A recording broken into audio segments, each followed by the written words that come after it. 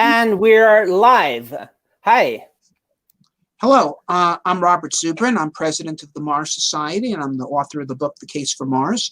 And thanks for having me on your podcast. Nice. Nice to speak to you. Actually, I read the Case for Mars, your book. I think it was around 1999. Around that time, I read it. I just think it's one of the biggest. Third edition, a 25th anniversary edition is coming out next month. That's awesome. Does that mean you have been updating it with like more recent kind of info? There was a very substantial update in 2011, and there's some updates in this edition as well. So you actually went to Boca Chica. I saw that in February you were over there, and you even spoke with Elon Musk, and you saw what was happening, and even then it sounds like it was like the early Starship development, because they've been doing a lot of stuff since then, right? Well, certainly, but what was going on in Boca Chica was extraordinary.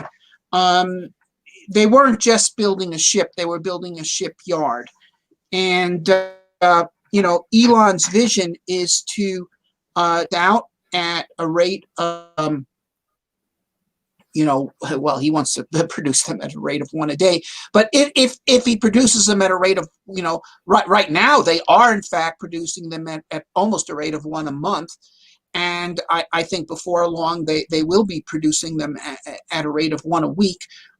When I was there were about 300 people employed on the site, but they had a line outside the headquarters building with people signing up for jobs. And Elon told me that a year from then, which will be this February, they will have about 3,000, 10 times that number. So I presume that they're close to that now. And they're working away. And the plan is build, fly, crash, find out what went wrong, fix it, launch another one until they get it right. I mean, this thing is remarkable. I mean, look, okay, the concept was laid out in 2016 in his talk in Guadalajara. Obviously, he was thinking about it somewhat before then, but if we date the program to that time, but between then and 2019, they flew the Starhopper, you know, so that's 3 years to the first flight of a prototype. And then another year later, they flew up into the stratosphere with a more realistic prototype. And, you know, I think we're looking at SN9 probably flying this month. I think there's a good chance they'll get it right this time. But if not, I'm sure they'll have it right by number 10. And if you compare that to, say, the SLS program, which is a much less revolutionary vehicle. In fact, I was actually on the team that did the preliminary design of what is now called SLS at Lockheed Martin, or it was actually then called Martin Marietta, in 1988. And we did not think this was a revolutionary vehicle or a particularly innovative one. Quite the contrary. It was saying, well, if we want to use the existing shuttle technology, how can we put it together to make a heavy lift vehicle? And the idea was not to design the best vehicle, but to design the one that could be available the soonest. Clearly, looking at it from 1988, we should be able to have this flying by 1994 or so, because it's just the shuttle without the orbiter. Well, it's been 32 years, and it still hasn't flown, not even a test flight. And so if we compare Musk's methodology to that of the people running that program, I mean, there's just no comparison. Actually, the SLS program is ridiculous by existing NASA standards. There's no, I mean, even, you know, Apollo, the Saturn V, which was a revolutionary vehicle in its day, they signed the contract in 1962. They flew it in 67. And even the shuttle only took 10 years to develop. And SLS is just the shuttle without the orbiter. Well, here's Musk coming along with a very revolutionary vehicle, and you know it's going to take a bit longer than he projects. Musk tends to be optimistic in his forecasts. I think everybody knows that, but nevertheless, he announced the program in 2016, and I'm sure it'll be flying by 2022. 6 years, revolutionary vehicle. So it must have been awesome to watch the SN8, and it's really exciting to see how many people are watching this on YouTube. There's a huge it's one of the things you've been working on for 20 years to get people enthusiastic about wanting to get to Mars, right? So this is really going in the right direction. Yeah, sure. And his mission architecture is the right one. Use the resources of Mars, or rather turn the materials on Mars into resources. In other words, this was the basis of the Mars Direct Plan. Why are we going to Mars? Because it has the materials to support life. Well, if used intelligently, the same materials that can support life can support technology. And don't try to send gigantic motherships into Mars orbit and land little landing parties and little landing crafts. Go to the surface and make your return propellant there and come back direct. Starship, if you think about it as an exploration vehicle, his architecture is suboptimal in having to refuel a whole big Starship on Mars to send it back. I think they should develop a miniature Starship sized to be about the upper stage of the Falcon 9 for the return vehicle. But if we're talking colonization and you're sending lots of Starships to Mars, and in fact, probably just sending back 1 in 10, okay, because colonization, you want to be sending a lot of people to Mars, only maybe the pilots and a few other people that want to come back are coming back.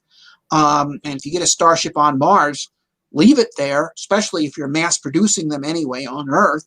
That's an apartment house on Mars. And the propulsive parts of it are, 100 tons of high-grade stainless steel, which could be turned into almost anything using 3D printing. So you have all sorts of raw materials to make anything you want on Mars available straight away. Eventually, of course, we'll make iron and steel out of Martian iron ore, but to produce high-grade stainless steel, it took a while before people were able to do that on Earth, and to just have a handy supply of it on Mars, starting from the very first mission, is certainly attractive. It seems to me that many things have to fall into place, but when one sees the SN8 and how so many things were kind of like ticked off. I mean, they have experience of hundreds of Falcon 9s, but it's hopefully they just keep getting better and better. That like at a rate of 1 per month it's crazy. And yeah. I get a feeling that Elon Musk really understands the time is going by, and he really wants to see things done faster. And he just became the richest guy in the world. Which is also kind of like another kind of story. Yeah. Well, sure. Musk is very outspoken, and he sometimes say things that are ill-considered. And so, while genius is very frequently a term that is attached to Musk, wisdom seldom is. But I believe that there is one sense in which Elon Musk is very wise, certainly, say, in comparison to Jeff Bezos.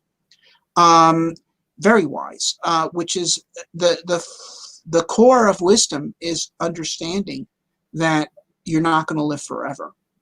And, Bezos was under the hallucination that because he had unlimited wealth, he has unlimited time. And none of us have unlimited time. Whereas Musk understands that he has limited time. And so he is driven. He is doing this thing as if he knew he was going to die next year. Mark Twain said, nothing so concentrates the mind as the knowledge you're going to be shot in the morning. Well, in one sense or another, we're all going to be shot in the morning. And it's a question of what you do while you're still around. And Musk is really trying to do something important while he's still here. What do you think about this? The way they're landing there, because it's going to be one of the big challenges. Is you want to, as far as I understand, and reading your book and everything, the speed of the trajectory when getting to Mars, you're coming very fast, and you need to be able to slow down. So I hope they get all this sorted out, and No, it'd be nice if they figure it out quickly. There's a number of attractive features about the Starship architecture from that point of view. First of all, the Starship is going to be exercised a great deal as an Earth-to-orbit vehicle before it ever goes to Mars. And, re-entering Earth from low Earth orbit, you have an entry velocity of 8 kilometers a second. Re-entering Mars is, from orbit is 4 kilometers a second. And if you do it directly from the Earth to Mars transfer, it's going to be about 6.5 kilometers a second, which is still less than a routine Earth orbital entry from LEO. So, in fact, if they can enter Earth's atmosphere from LEO and land with a Starship, they can certainly do it on Mars, and not just from orbit, but from direct interplanetary transfer without the need to capture into orbit. That just sounds awesome, because I thought they were coming with thousands of meters per second and all this kind of stuff, but actually, well, it is thousands, but it's 8,000 meters a second to enter Earth's atmosphere from low Earth orbit, and it's 6,500 meters a second to enter Mars's atmosphere from a heliocentric transfer. And then landing the thing, NASA put up a fuss. There's no way to land something heavy on Mars, recoiling from the challenge of making a bigger parachute. And here's Musk saying, hey, shit, I can land 100-ton objects on Mars without any parachute. And it will be rather well demonstrated. Now, of course, there's always possibilities of surprises. But, if you're producing these things at a rate, even the current rate of 1 a month, you can afford to launch one to Mars and fail and say, okay, well, that went wrong. Now we know what we have to do. We'll do it again and again. Now, look, Falcon 1 failed 3 times before it succeeded. Falcon 9, I believe, succeeded on its first launch, if I remember correctly, but the landing part of Falcon 9 failed 5 times before they got it right. But they just kept doing it instead of sitting there analyzing this thing for decades without the guts to try. And that's, what SpaceX has. It's got the guts to try, and that makes all the difference. So when we see look at this SN8 with just 3 engines, and they're supposed to have a whole bunch of engines. This is just the tip, right? This is just the Starship. It's going to be the super heavy, what do you call it, under. Yeah. Do you think there's a good chance that they'll figure this out and we're going to land on Mars before the end of the first term of Joe Biden? Not the end of the first term, possibly. But I believe they will land people on Mars by the end of the decade. I think before the end of the first term of Joe Biden, Starships will be flying regularly to Earth orbit. And you're talking about a launch vehicle with, a payload capacity about equal to a Saturn V, but perhaps 1% as expensive because it's reusable. So this is just extraordinary. And, I don't know if Biden's going to run again, and maybe it'll be Kamala Harris, and maybe the Republicans will come up with a good candidate in 2024. Who knows? Maybe there'll be a new party. I'm hoping there will be at this point. But whoever is elected president in 2024 with Starships flying to orbit by that time is going to look at his or her advisors and say, look at this. Could we have people on Mars by the end of my second term? And the answer is going to be absolutely yes. And, well, will it cost hundreds of billions of dollars? No. How much? Well, we could probably do it within NASA's existing budget. Well, then why don't we do it? And I think that Musk, by making that a reasonable prospect, will, by making it feasible, will make it sellable. And there's a bunch of systems that need to be developed in addition to the transportation system to do Mars exploration. For instance, surface nuclear reactors would be very difficult for SpaceX to develop because they involve controlled materials. So, by saying, look, we've done the big part, you do all the little stuff, and let's get together and do this, it's going to happen. Musk is going to set the agenda by presenting NASA with the appropriate technology. But I'd like to see this happen at this guy that's coming now. The inauguration speech is in less than 2 weeks. If you were the speechwriter, don't you think he should be part of the big agenda in the beginning of the presidency and just make it kind of like a thing that people can think about and aspire to and be a positive thing, and that it's going to be huge?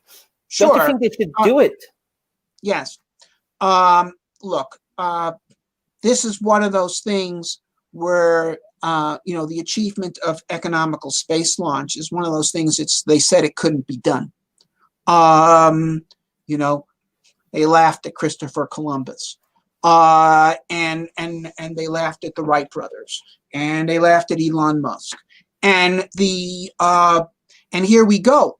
This shows we can do it, and I also think, by the way, that coming up with, while the COVID epidemic has been a disaster and there's been epic failures on the part of many governments as part of this, the scientists have come through with flying colors in developing a vaccine. Actually, within weeks, the Moderna vaccine was developed in a few days in January, and the holdup since then has been the regulators. But at this point, even they have outperformed any expectations, and we've got vaccines a year from the outbreak of the thing. And this is once again telling people, they say it can't be done. Well, it can be done. And if we have this attitude, we can do it, well, then we'll do it. And I think Biden should emphasize that. And we can do anything. And that has to be the spirit, the new frontier. And, what we've shown here is, tremendous capability by private initiative. And certainly the Biden's NASA should actively promote not only SpaceX, but other entrepreneurial ventures to create cheap space launch, cheap space vehicles, cheap space power, all these sorts of things, and not view them as somehow competitors to the mainstream program. They should be viewed as enablers for the mainstream program. And but then, yes, Biden should make the goal to get humans to Mars in this decade, whether he happens to be in office or not. The real person who we give credit for the moon landing is not Richard Nixon, who was in office when they landed, but John F. Kennedy. It's that speech. We choose to go to the moon, not because it is easy, but because it is hard. That is what is remembered. And if Biden gives that speech for Mars, then yeah, he doesn't have to be in office in 2029 when it happens. He just needs to make it happen. And furthermore, after all, this is not about seeking personal glory. This is about seeking glory for humanity. We land on Mars, and no one who is rational will be able to look at that feat and not be proud to be human. It seems to me that we are in a time where it's kind of funny that the number one and number two guys in the world, the richest guys in the world, both building spaceships and talking about Mars, especially for Elon Musk. It seems that Jeff Bezos is not as enthusiastic, or hopefully he gets his heavy launch to work at some point soon. But it's kind of awesome that, the richest guys in the world are actually putting this as their top priority. Yeah. Okay. So you might say the smartest people in the world know that it is essential for humanity to become a multi-planet spacefaring species. And And the smartest people in the world know that the good life is not having a lot of yachts, okay, and fancy clothes. The good life is doing great deeds, and so that's they why they're both committed to trying to do great deeds. But I think Musk understands that and feels it more emphatically. So on paper, they have hundreds of billions of dollars, right? But they have to sell their shares to get actually this cash. But what is your estimate in terms of how much it might cost to send a few humans to Mars missions up 2026, something like that? Isn't it just like around 10 billion or something like that? It seems so small compared to all the... It will be less than that. Look, I think, that the cost of building a Starship will be, once they're produced in quantity, the order of $10 million. And perhaps the cost of a launch will be order of that. And it will take, you got to launch the Starship to orbit, and you got to have 6 more to refuel it so it can go to Mars. So now we're talking $60 million. Let's call it $100 million. To send a Starship to Mars with, well, perhaps 100 tons of payload. Really, and maybe we need to send 2 or 3 Starships to Mars to enable a human mission. We'll send a couple in advance to establish surface infrastructure to create a refueling plant. In other words, you want to have a gas station on Mars before you send the people there. That was the essence of the Mars Direct plan, send the Earth return vehicle first. Well, in this case, we're going to send a Starship first, and maybe 2 or 3 Starships first, and could create a rather substantial base with lots of extra supplies. If anything goes wrong, the surface of Mars is going to be the second safest place in the solar system. So if the mission has to stay on Mars extra time, they've got tons and tons and hundreds of tons of extra supplies. That's the way to do it. So, I'd say this is a very potent approach, and it's taken guts to embrace this plan. And, but, nothing great has ever been accomplished without courage. How about the big tech? I'm thinking Sergey and all the Google, the Apples, and the Facebook and the Microsoft. They should consider this as like a marketing opportunity. They could sponsor the trip. They could put their logos on the ships and stuff, sure, and contribute a few billion. Yeah, they could.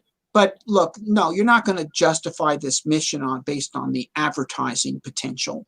I think you could justify a Mars colony by, as an inventor's colony, recruiting 1,000 top technologists who are fanatically committed to the idea of making humanity interplanetary, so much so they're willing to put themselves on the line to go to Mars and take on all the challenges required to settle Mars. And if you do that, you'll have a group of people that will come up with all the technologies needed to turn Martian materials into resources and settle the planet.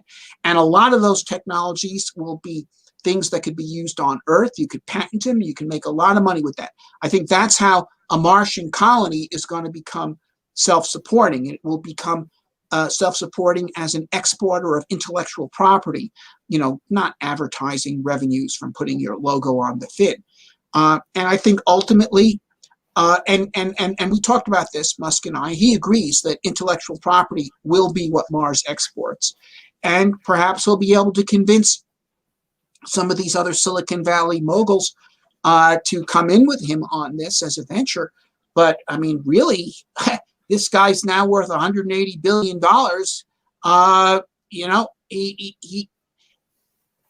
He has the money to do it, whether they come in with him or not.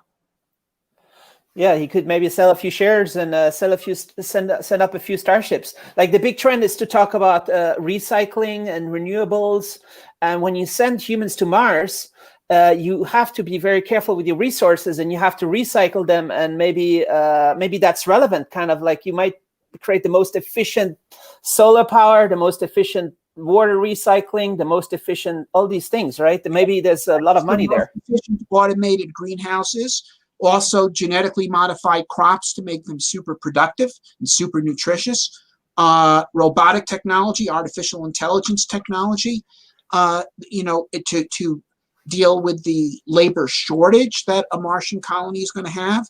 Because even if you have 1 million people on Mars, you still have a labor shortage. I mean, 1 million people is very small compared to any country on Earth of any importance. And in fact, even the United States is not autarkic. We take advantage of a global division of labor. And so the Martians, with a population of thousands, hundreds of thousands, or even millions, are going to want to have artificial intelligence and robotics to expand and diversify their workforce in order to be able to have an advanced economy. It sounds crazy. When I heard you talk about your report when you spoke with Elon Musk in Boca Chica, he was talking about $5 to $10 million or $20 million for each Starship. It sounds like nothing. It sounds like these kind of rockets, they cost much more than that, no? Well, they do when you usually produce them at a rate of 1 a year. But do the math. Okay, let's say he has 3,000 people working at Boca Chica, and let's say a worker, considering the various pay scales and all benefits and everything, costs $100,000 each. So that would be $300 million a year to meet payroll for the Boca Chica facility. And let's increase it for materials and other things, we'll call it $500 million. And if they can produce 1 Starship a week, that's 50 a year, that's $10 million a Starship. So, yeah. That's how you do it. And that's how you get the cost of a Starship down to $10 million. And guess what? Okay, if the Starship costs $10 million and it's sending 100 people to Mars, then for $100,000 each, they can buy the Starship, okay, and keep it with them on Mars as housing, which is certainly what you'd want to do. You want to buy a ticket to Mars. I also want to buy my apartment on Mars as part of the deal. Okay, so that's $100,000 a customer, but then of course it costs an equal amount to fuel the Starship and all the tanker Starships and all the rest of the stuff that's needed to send it to Mars. So there's $200,000 per person to go to Mars, and if you want to have 50% profit on that, which SpaceX will, make it $300,000 to go to Mars, and that I think is about the ticket price, because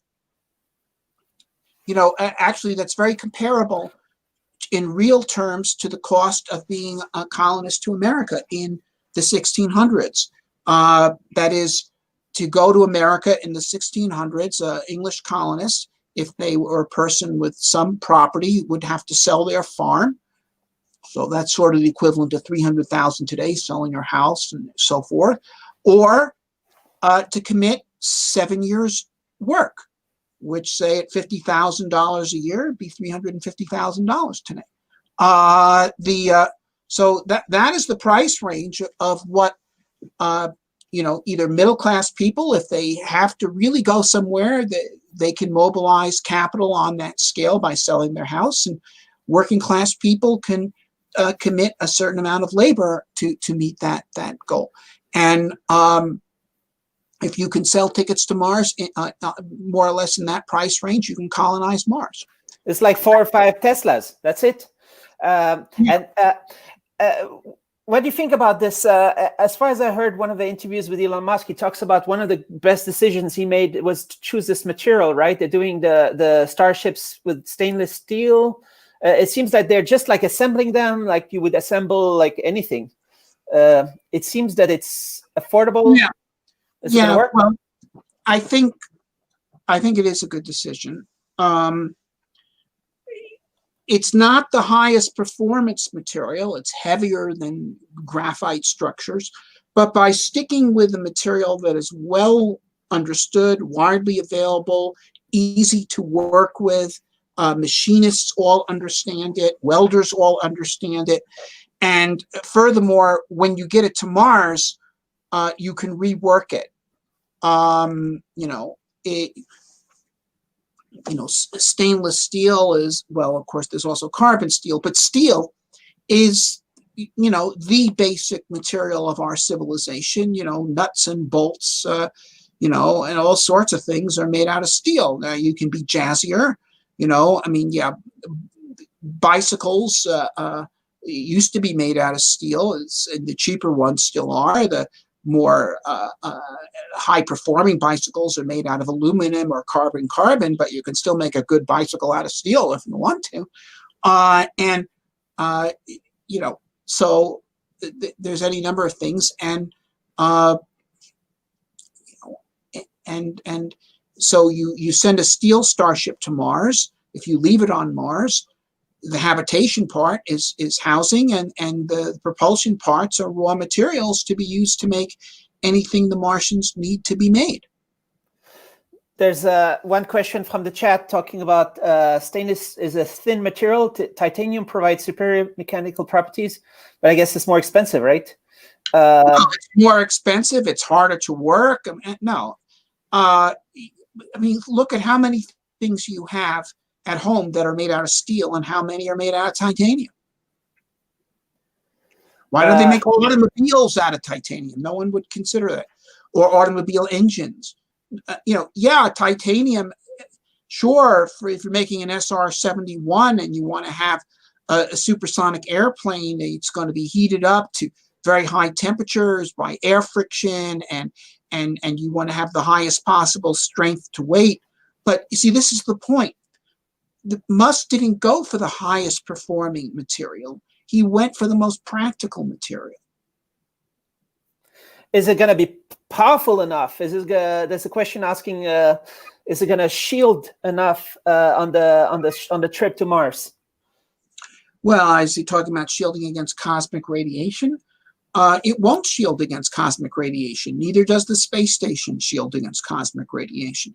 But the cosmic ray problem is exaggerated. The cosmic ray dose in interplanetary space is about twice that at the space station. So if you spend 6 months traveling to Mars, you're getting the same dose as astronauts like Kelly and Peggy Whitson got spending a year on the space station. There's a dozen astronauts and cosmonauts that have gotten that kind of cosmic ray dose, and we don't see any radiological effects. Now, Musk's plan, unlike the Mars Direct plan, he goes to Mars in zero gravity. That has caused health effects, but people recover from it. So long as you don't demand too much from the astronauts in the first month after they land, you can do that. Or perhaps they'll change their mind and go to Mars with 2 starships, tether off each other, spin the assembly up, and you'll have artificial gravity. You have astronauts or cosmonauts who've spent years in space already, right? Well, the longest is 18 months for a single mission. But there are astronauts and cosmonauts. There's about a dozen of them that have spent over a year in space, and either on one mission or a couple of missions put together, that have gotten radiological doses comparable to going to Mars. And I just have to say that this thing with radiation is a fixation. Astronauts actually who live in Houston have more of a cancer risk from petrochemical fuels living in Houston than they do in a spaceship getting radiation on the way to Mars.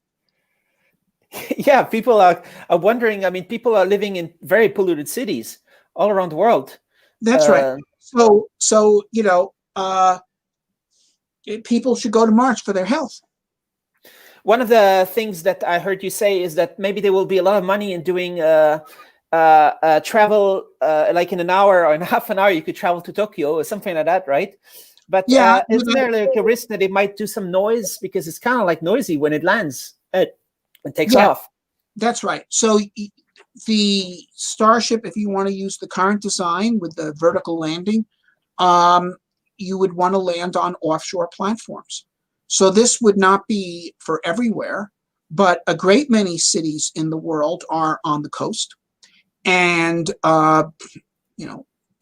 because in fact, the ocean, the primary use of the ocean through human history, yes, people have fished it and so forth, but the real money has been made by transport, by using the ocean as a low drag medium, collecting every port to every port. Well, space is a zero drag medium, connecting every point on Earth. Now, but if you're going to land on an offshore platform, yeah, sure. We'll have one off the coast of Los Angeles and one off the coast at Sydney, Australia. And you would fly from the one to the other one. In an hour? Yes, in less than an hour. How many miles away from the coast do you need to be to alleviate the little noise that might happen? Or is there some kind of way that they could land or take off without making too much noise? Maybe they can just do it slowly. If the thing is 20 miles away, the noise will be less than an airliner landing in your city. And there's, Paris, London, New York, they've got airports right there within a cab ride of downtown. A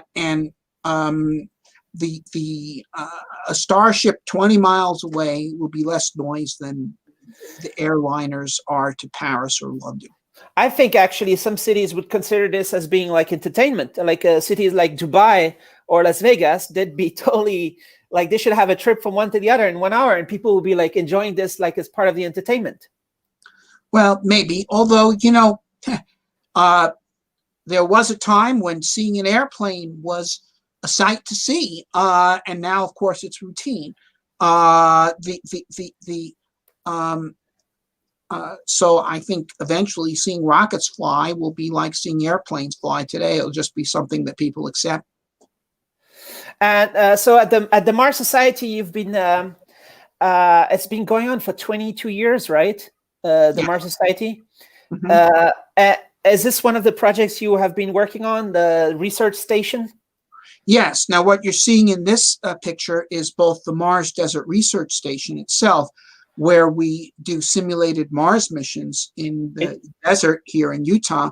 But what's going on here in this picture is the University Rover Challenge Contest. And you see all the different flags. I'm seeing Egyptian and Canadian flags. And I know the Poles are there. And, there's American teams there. There's all sorts of people there. I think there's an Indian flag. Oh. I'm looking at. The French flag, yes, an American flag, Japanese flag. The teams are there from all over the world competing these rovers in the desert doing exploration tasks.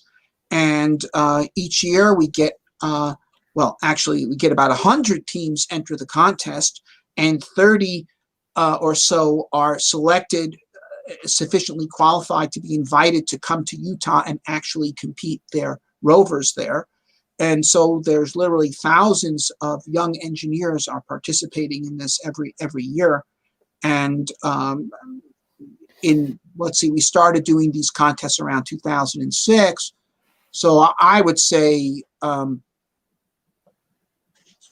over 50,000 engineering students have participated in these contests. So this research station has been going on for a little while now. Can you describe a little bit the research that is happening? Has it a lot to do with the kind of like psychological research, also with teams, how they work together and how the whole situation is going to be to get there on Mars? Well, there's some of that, certainly. But what we're doing, you see, is we're exploring the exploration process. We're trying to define the requirements for developing technologies for Mars. What will be useful to astronauts on Mars? There's a few people that have been members of our crew who actually have gone on to become astronauts. And one of them, Jessica Hawkins, was just selected to be among the group that might land on the moon as part of the Artemis program. But for the most part, we're not trying to train astronauts. We're trying to write the book of field tactics for Mars explorers. We're trying to figure out how they should be trained.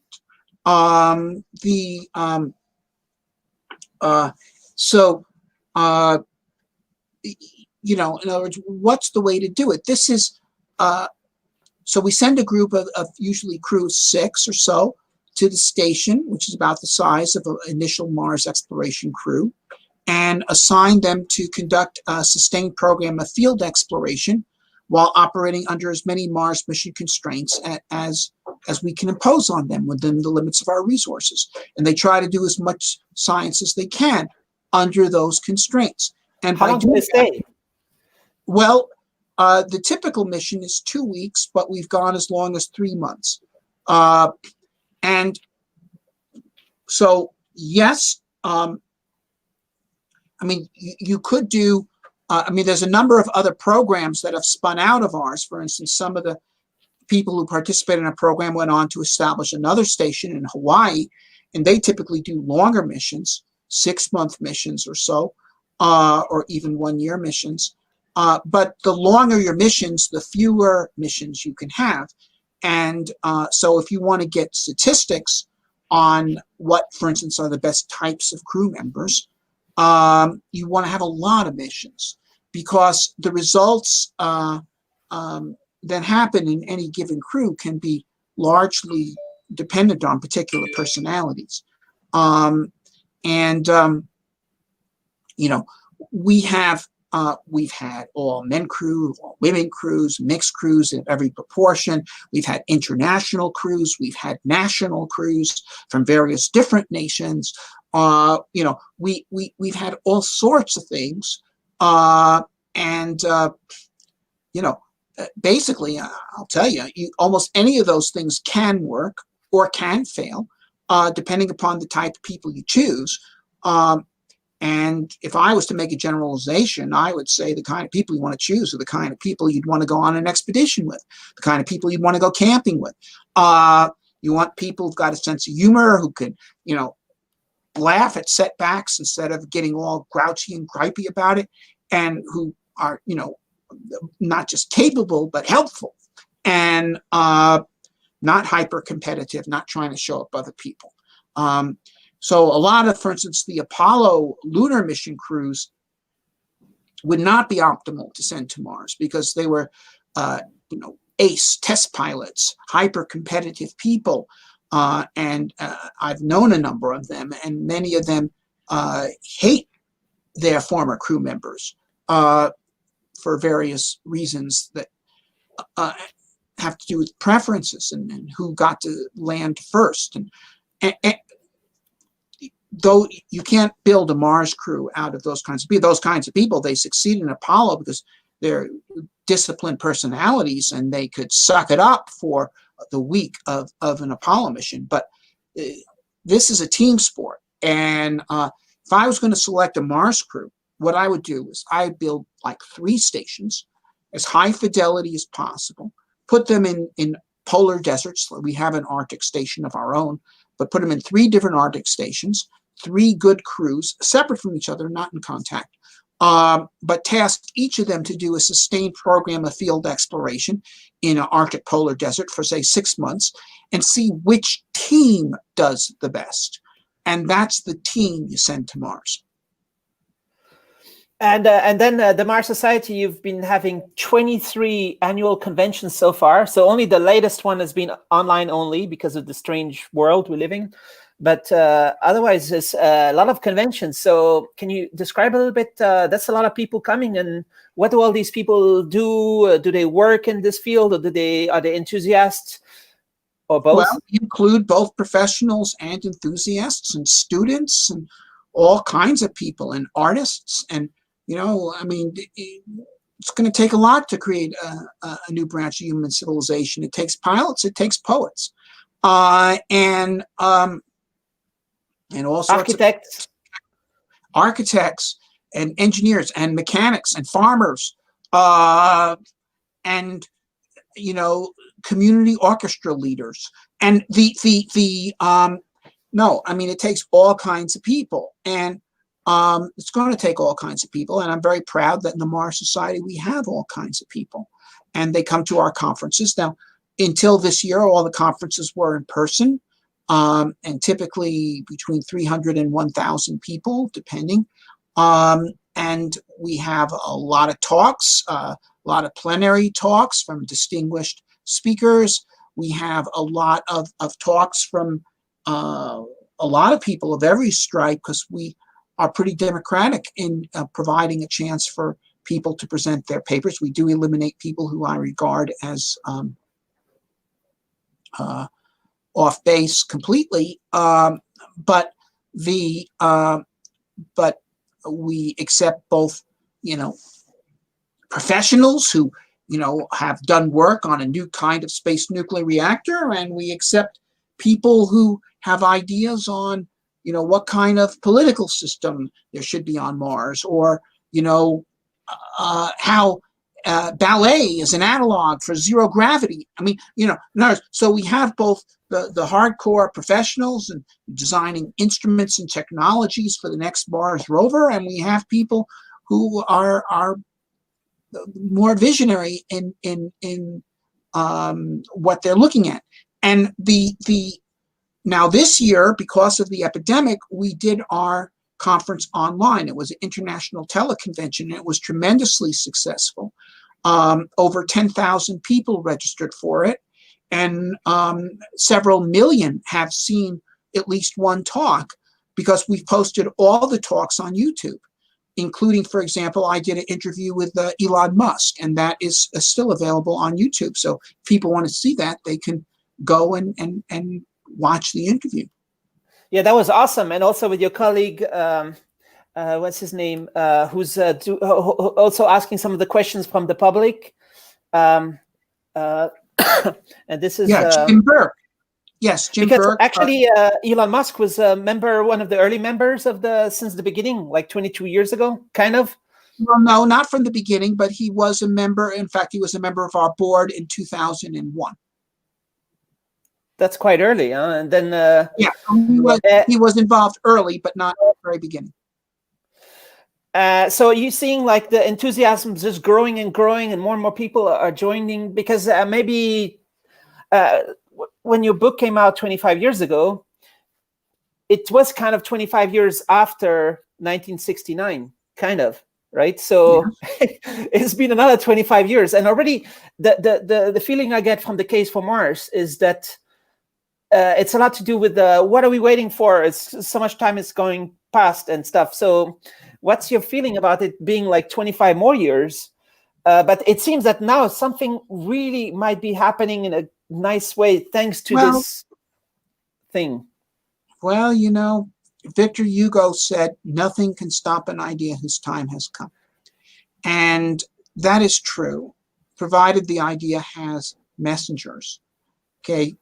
And the messengers who took this idea to me were the science fiction writers, Arthur Clarke and Robert Heinlein, and who first laid out this vision.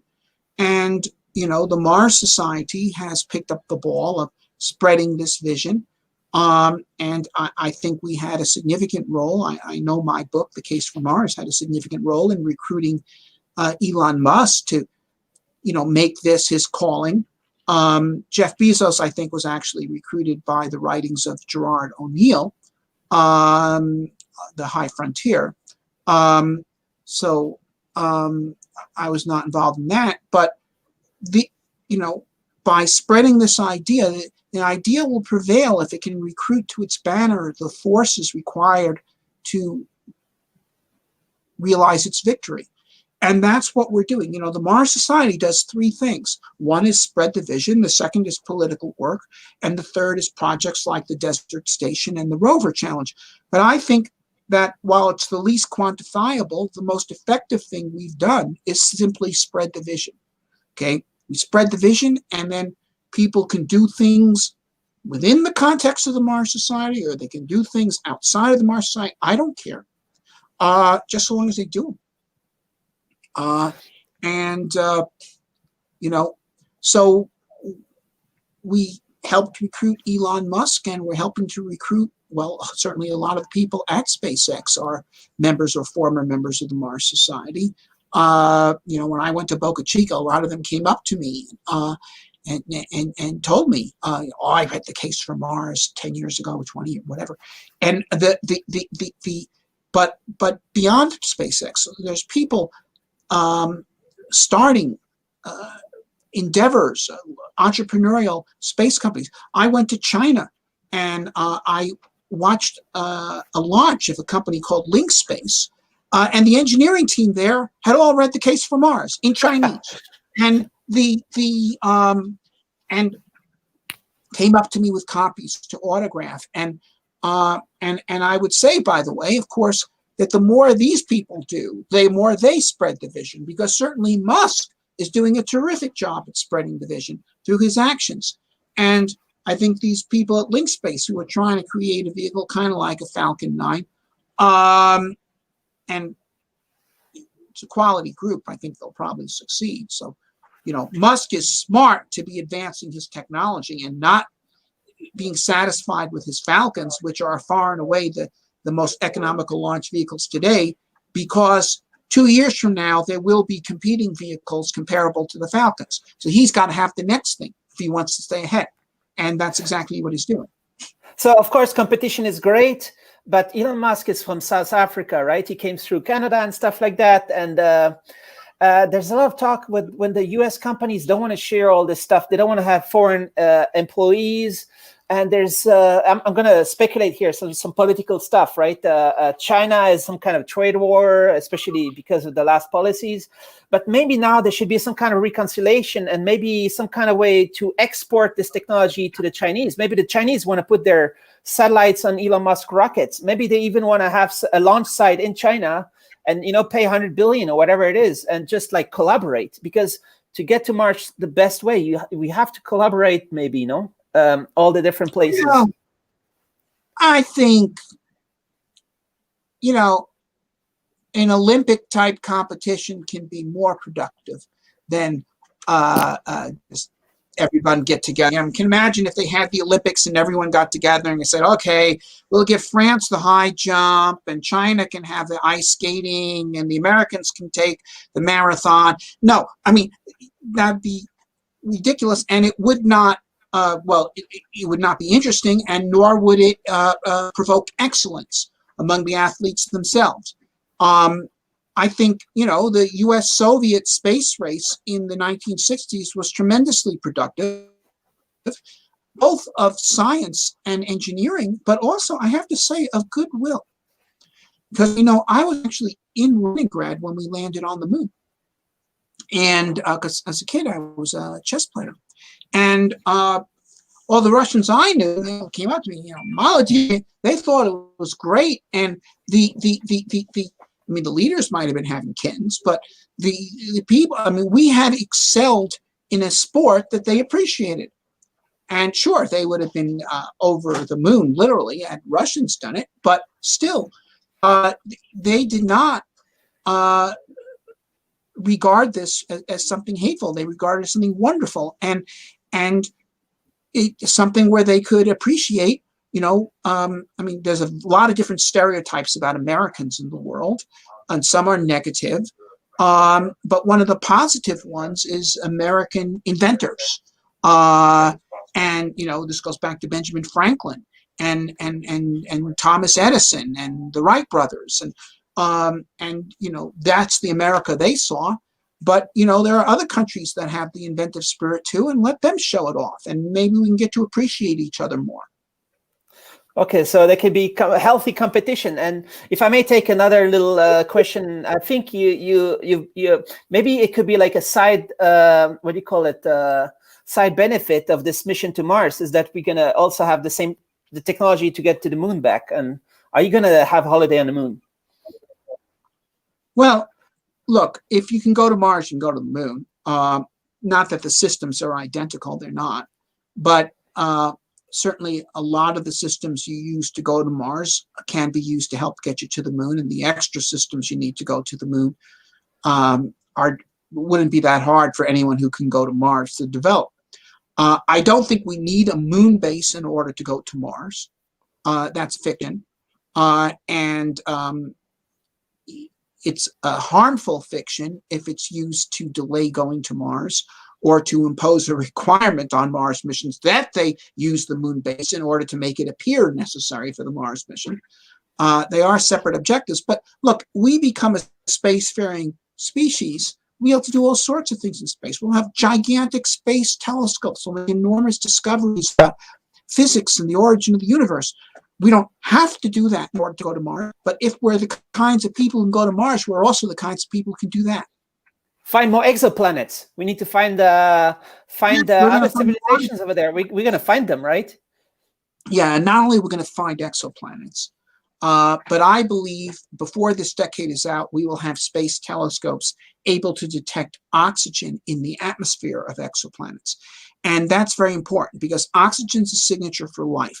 Oxygen is extremely reactive. There was no free oxygen in Earth's atmosphere until there was life here. Okay, oxygen is an artifact of plants. Plants defying the laws of chemistry, defying the second law of thermodynamics to put oxygen in a planet's atmosphere. Okay, it's an anti-nootropic activity. So if you see oxygen in a planet's atmosphere, I'm not talking about trace oxygen. I'm talking about substantial oxygen like we have here, 20%, 10%, 30%, something like that. You know you've got life. Now that does not prove civilization, that proves life. But if we find a part of the galaxy, say, let's say the average is 1 planet in 1,000 has life.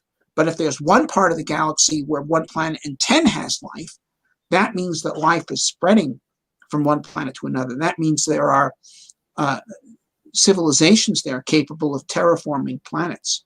So, in fact, that's how I think we're going to detect extraterrestrials. We're going to detect them by their works. And, I don't see any reason why extraterrestrials want to devote large resources to try to beam us radio messages with high gain antennas. But I can see plenty of reasons why they'd want to bring dead planets to life. And that should be a detectable activity. And you also published a book called The Case for Space. And Yes. there maybe you talk more about the other kind of missions, right? We could go to some moons out there. Is it? Yes. In The Case for Space, well, first of all, by the way, I do discuss in The Case for Space these issues of astronomy that we're going to be able to do that I just discussed. I also discuss, yes, the Mars mission. And I discuss how we can do lunar missions, taking advantage of entrepreneurial space launch capabilities. I discuss how we can develop the asteroids, the outer solar system, propulsion systems for interstellar travel. And I discuss why we need to do all this. And there's a lot of reasons I give. Yes, for the science, for our survival. If we become spacefaring, we can divert asteroids. But I discuss another reason, which, I'd like to mention here, which is, what is the main threat facing humanity today? Well, people talk about civilizational threats like global warming or resource exhaustion, and there's some issues there, but those were not the things that caused the great disasters of the 20th century. Great disasters of the 20th century were not caused by climate change or resource exhaustion. They were caused by something else entirely, which were bad ideas.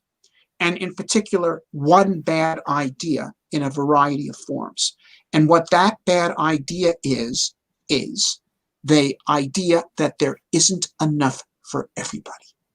And if there isn't enough for everybody, sooner or later, we are going to have to fight for what there is.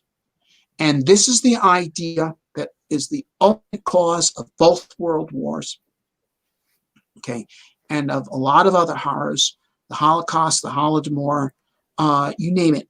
And it is the idea that threatens human existence in the 21st century, okay? I happen to know for a fact, because I have spoken to them, that there are people in the American national security establishment who believe that war with China is inevitable. Why? Well, because there's over 1 billion of them, and if they develop and they all have cars like Americans and Europeans, there's not going to be enough oil in the world. And you can bet your bottom dollar that there are people in Beijing in comparable positions with comparable thoughts from the other side of the chessboard. Okay, and if this kind of thinking is allowed to prevail, there'll be war, and we'll destroy ourselves. Okay, we'll destroy ourselves despite the fact that, as in 1914, we are living better than humans ever had before. But this is a false point of view, because resources are created by people. Okay, there's no such thing as a natural resource. There's only natural raw materials. It is human ingenuity, technology, that turns materials into resources. And that is why the world standard of living has gone up as the population has gone up, not down.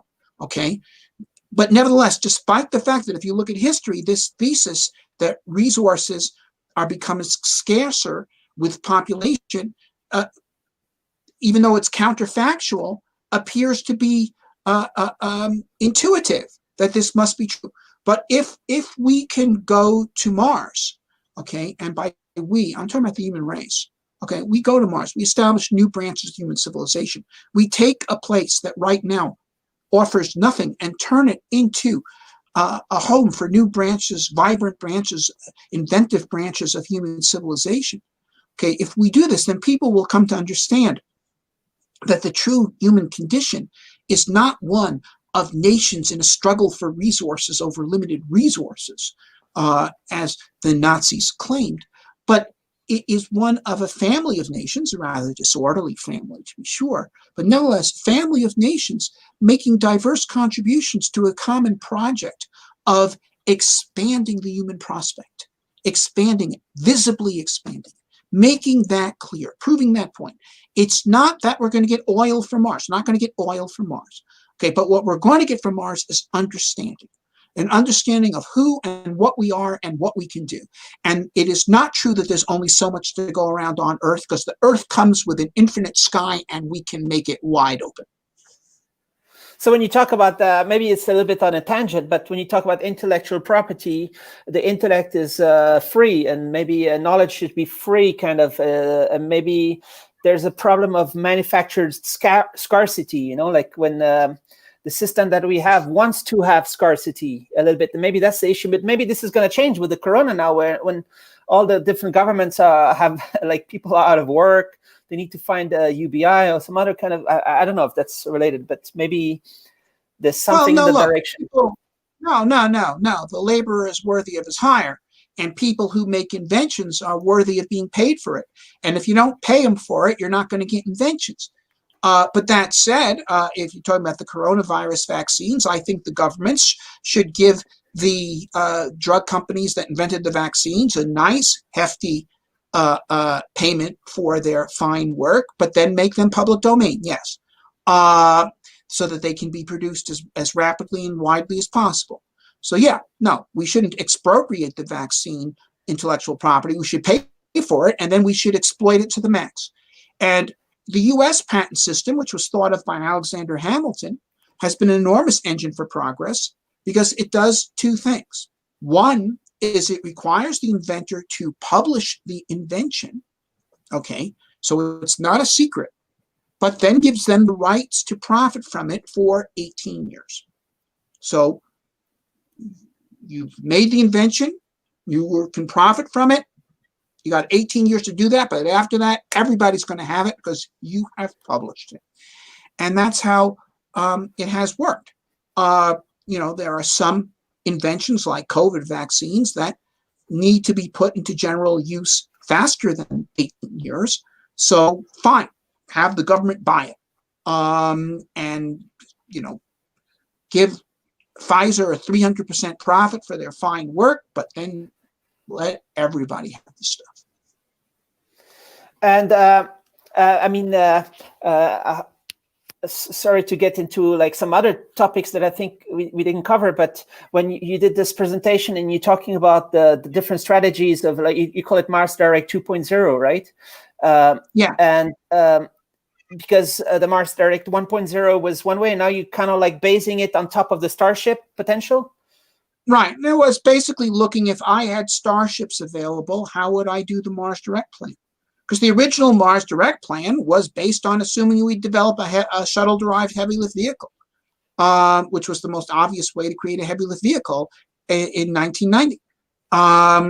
The most obvious path to a heavy-lift vehicle, frankly, is Starship. So how would I use Starships?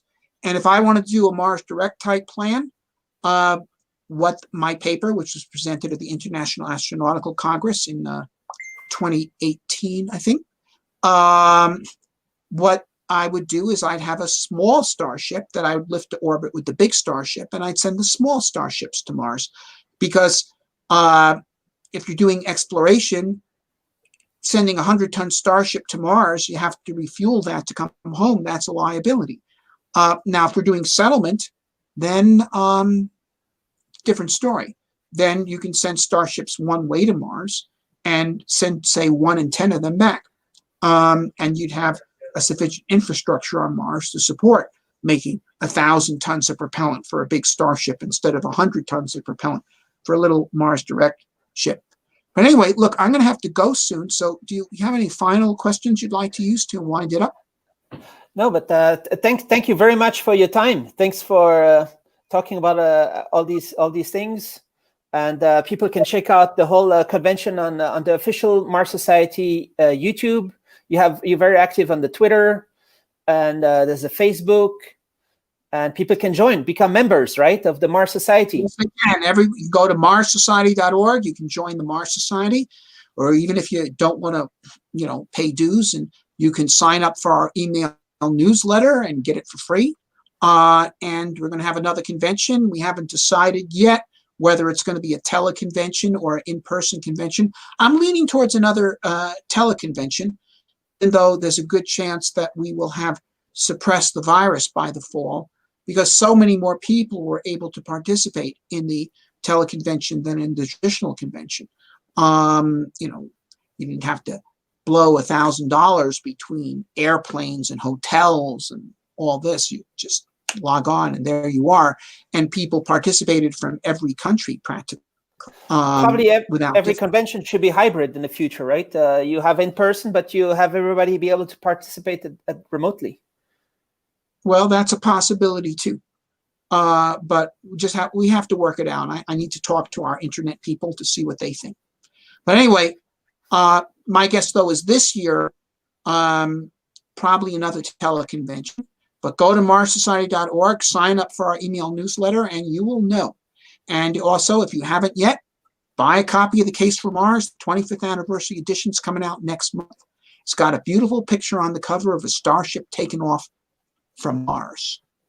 It's an awesome book. Thanks a lot. Thanks a lot for and there's so many videos. You can people can just search your name on YouTube. There's like so many keynotes, and you've been in all kinds of documentaries. People, you're talking about the mission to Mars, and it's happening. Mm-hmm. So this is great. Happening. Okay, well, it will happen if we make it happen. So I'm inviting everyone to join the Mars Society, or if not join, ally yourself with our cause, and let's make it happen. Thanks. Thanks for your time. Okay, thank you.